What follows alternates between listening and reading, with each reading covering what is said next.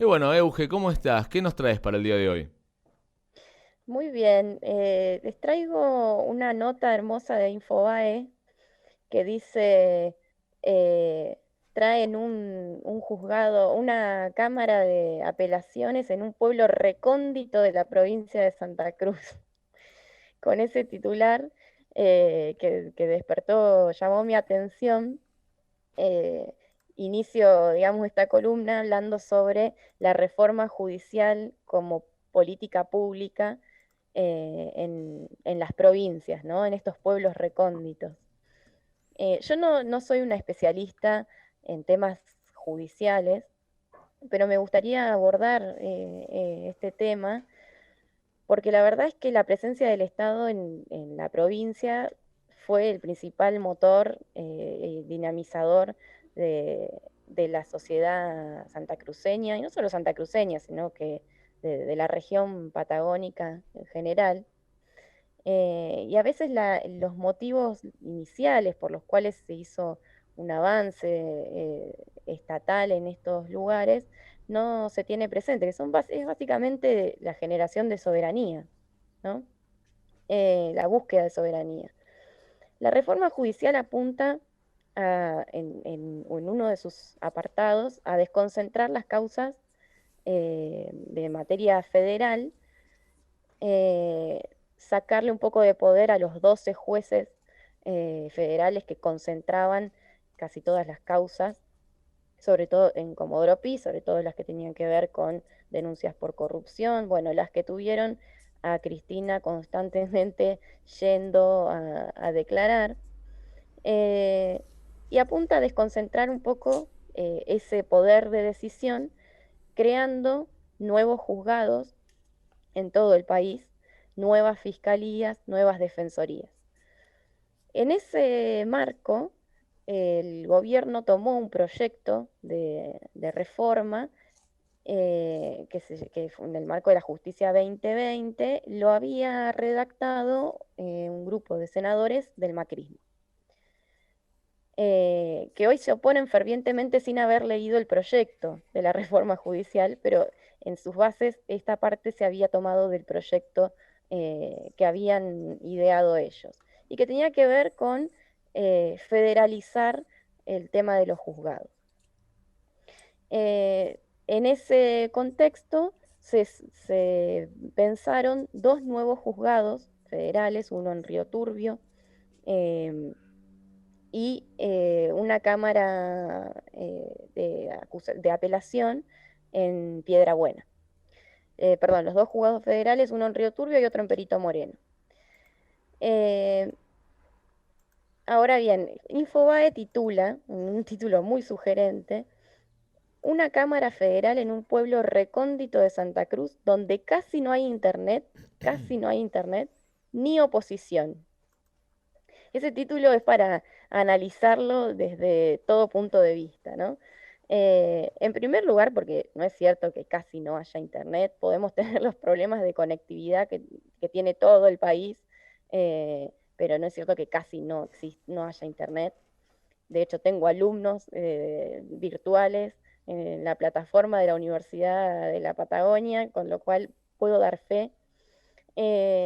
Ni oposición. ¿Cuál sería el problema de que no existiera oposición en relación a este caso? ¿O no es independiente la justicia? ¿Por qué tiene que haber oposición? Esa es la primera pregunta que me surge. La segunda es, ¿por qué trae conflicto? Se van a crear una veintena más de 20 de nuevos juzgados federales. Este es el conflictivo. Perdón, la Cámara de Apelaciones de Piedrabuena parece ser la conflictiva, porque la cantidad de causas no justificaría la creación de la Cámara, ¿no? Se ve como un gasto.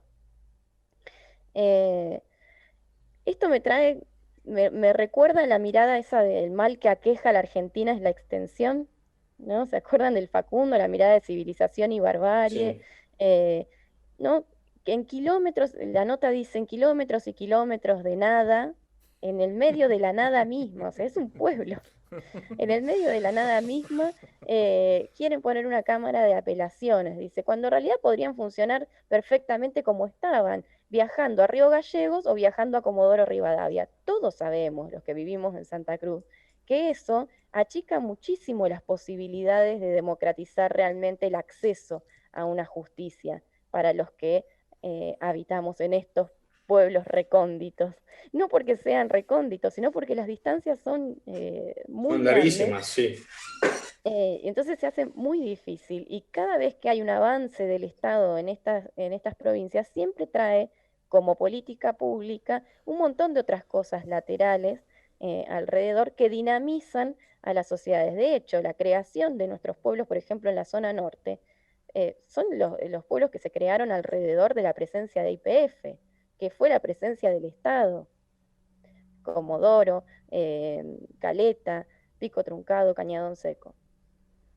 Sin la presencia de YPF, estos pueblos no, del tren primero y de YPF después, y es lo que hablábamos, que siempre repito yo, la importancia de los proyectos nacionales para las provincias, porque podemos encararlo desde dos miradas.